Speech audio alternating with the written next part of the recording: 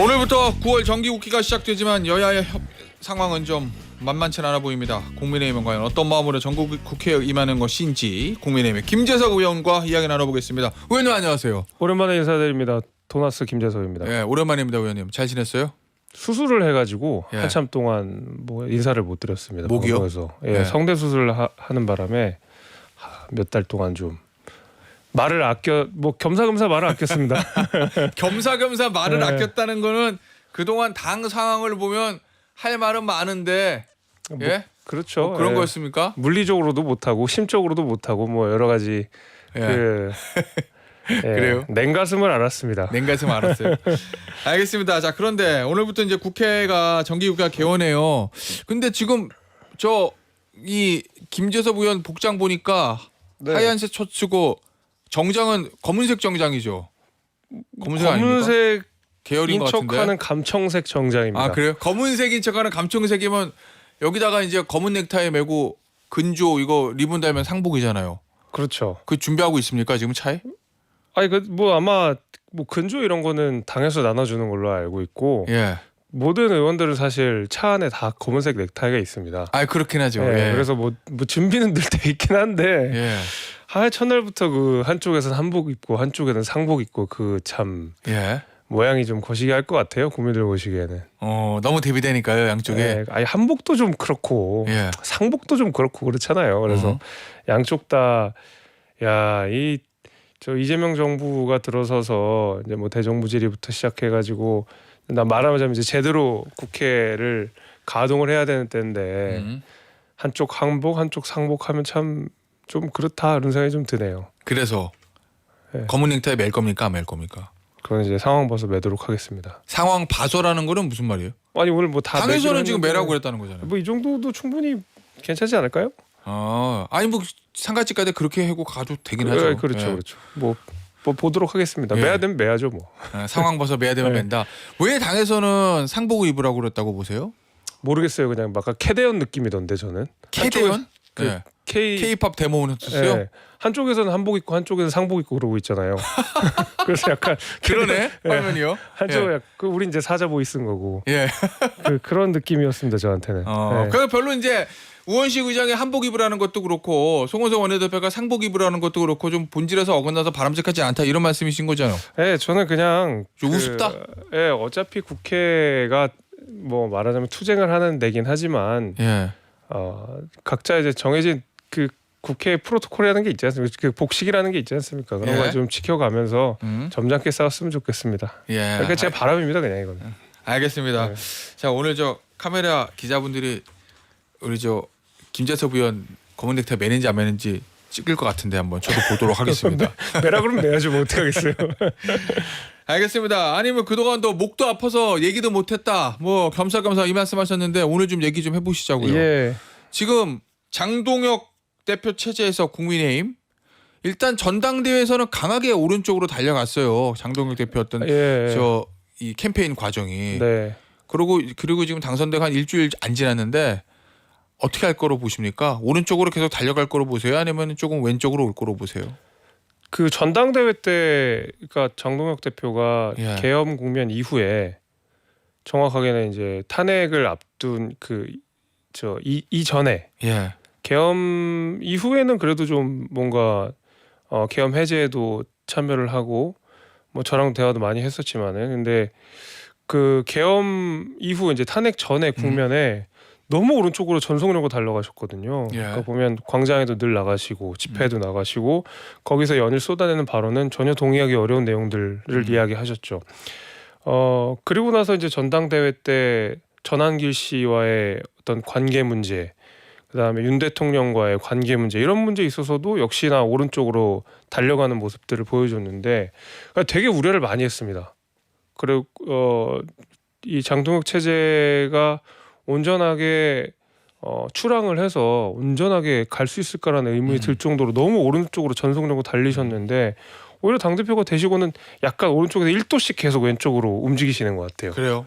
예를 들면 뭐 김대중 대통령 그 묘역에 참배를 한다든지 예. 아니면 뭐 특히 이제 인사와 관련된 것들 그다음에 전한계 씨의 관계에서도 약간의 미온적인 태도를 계속 말씀을 좀 하시더라고요. 예. 이런 걸 보면서 1도씩 왼쪽으로 돌리고 있는 느낌은 들지만 여전히 오른쪽으로 확 치우쳐 있기 때문에 훨씬 더 전향적으로 왼쪽으로 돌려야지 내년 지방선거에 승산이 저는 있다고 생각합니다. 일각에서는 그런 관측도 있더라고요. 장동혁 대표가 왼쪽으로 중도 쪽으로 오고 싶어도 장동혁 대표의 선거 과정에서 강력하게 지지했던 보수 강경 유튜버들 예. 또는 친윤 의원들 예. 이 세력들 때문에 마음대로 중도 지향적인 행보를 못할 수도 있다라는 일각의 관측도 있는데 그 부분은 어떠세요?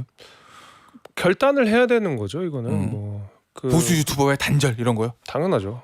근데 일성이 뉴미디어의 뭐 환경으로 맞아요. 변화에 의해 뭐 이런 말씀 하셨잖아요. 예, 예. 그러니까 결국 유튜버를 저는 시사한 거라고 보는데 근데 예. 만약에 유튜버로 가게 되고 강경 우파 내지는 뭐 광장 세력에 가게 되면 예. 잘못하면 황교안 2 되는 거죠. 어... 저는 적어도 보수 진영에서 유튜버한테 흔들려서 잘 된 케이스는 저는 못 본 것 같습니다.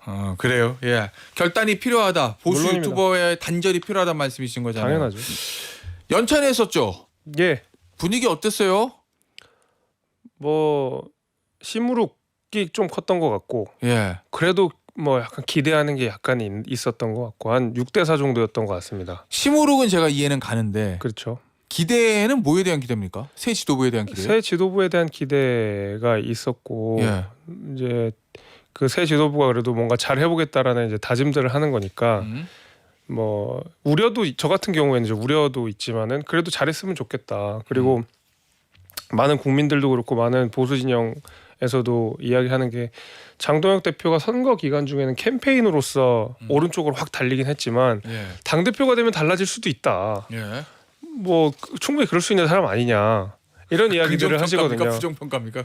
뭐 긍정 부정이 같이 있는 평가죠. 그래요? 예. 그런 평가들이 많지 않습니까? 해서 전당대회 때는 어떨지 모르겠지만 적어도 당 대표가 됐고 본인이 정치적으로 강하게 배팅을 해야 되면 오히려 잘할 수도 있다. 이런 그 말하자면 기대들도 같이 있는 것 같습니다. 그래요. 알겠습니다.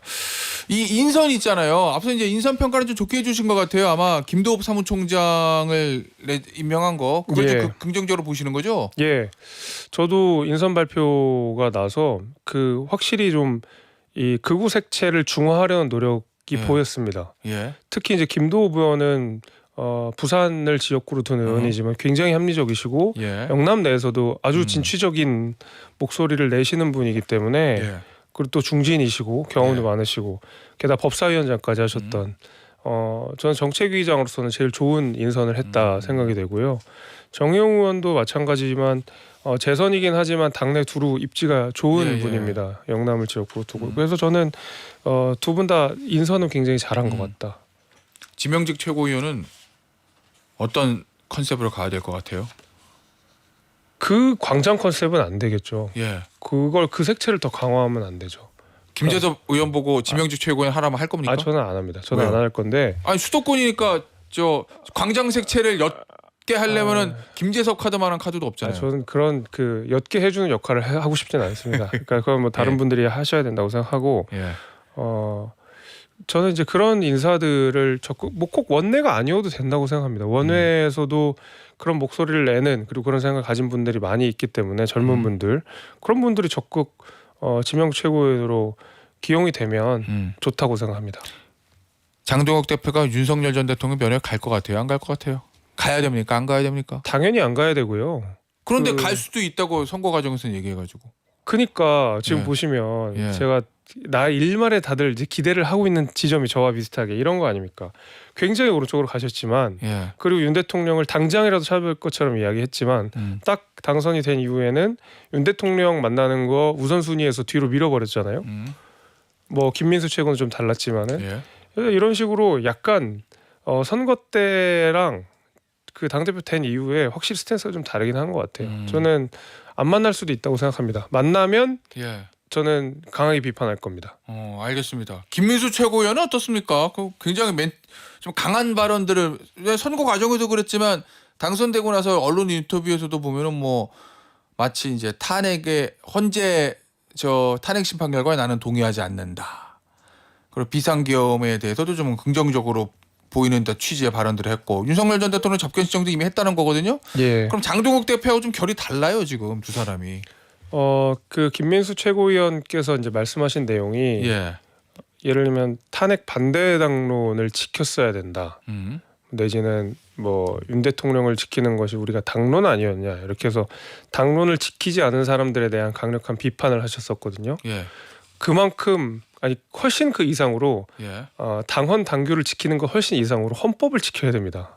그리고 헌법재판소의 판결은 헌법에 기초해서 내린 판결이고 그리고 이번 계엄이 부당했다라는 것은 사실은 이 헌법재판소를 통해서 우리가 확인된 바이기 예. 때문에 당헌 당규를 준수하라고 말하기 위해서는 우리 법치국가에서 이 법원의 판결을 인정하는 것 이상으로 그것을 저는 지켜야 된다 하기 때문에 예. 당헌 당규는 지키되 헌법재판소 판결을 못 믿겠다는 거는 논리적으로도 정치적으로 저는 모순이라고 생각합니다.